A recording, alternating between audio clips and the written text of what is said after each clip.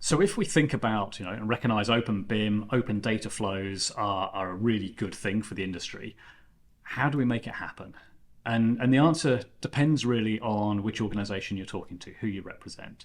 So from a government perspective, actually, one of the first things you can do is you can regulate, you can legislate, and short of that, you can provide guidance around the use of open standards.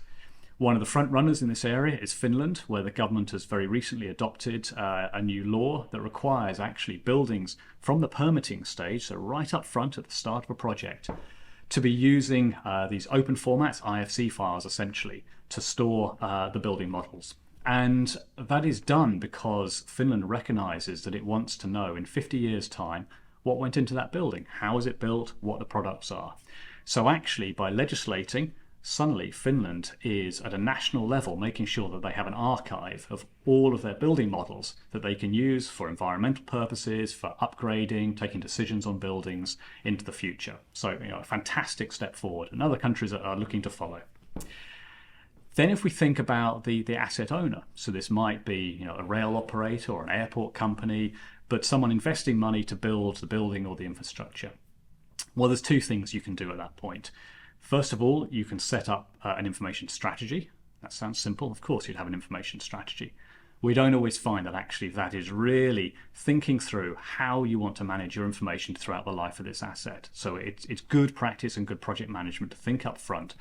What is the value of my information? What do I need to retain? In what form throughout the life of my project?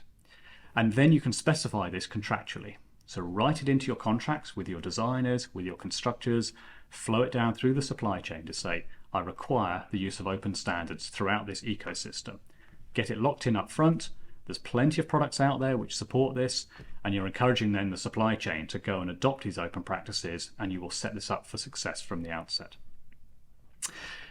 If we then think about the AEC firms, so your architects, your engineers, your construction firms who actually produce this project.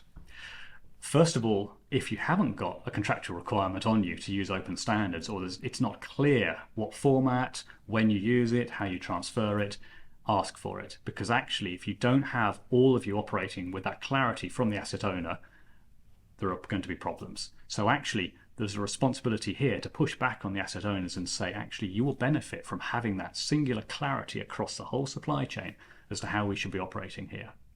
And then you need to work with the asset owners to use things like the information delivery specification to, at a granular level, define at each stage what information am I transferring to who, in what format. And that's in machine readable form as well. So we can then start applying some of the benefits of machine learning, etc. to this. So you should be asking for the contractual requirements, and you should be asking for the information delivery specification. But you also should think about your workforce, because you need software that's accredited and certified, and you need the people to operate it. So actually you can train people. buildingSMART provides support in this area. We do a thing called professional certification, which is training and accreditation for individuals who are trained in the world of openBIM, not just BIM. So we can help with this, and actually we can work with you to help you adopt some of these open standards and open workflows as well, so that there's help available to the community.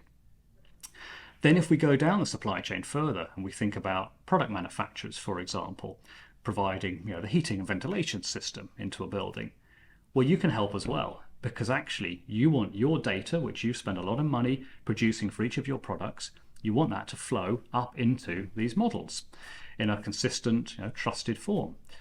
That has advantages for you because actually people are more likely to go for that product if it is compatible. And then finally, as individuals, think about training. Think about actually how you as an individual are keeping at the forefront of knowledge in this area, because it is moving on all the time. It is improving. There's new services and supporting standards. So think about actually taking training courses, getting yourself certified, and actually get involved with the community. We haven't got the answers to everything yet. We're working on it.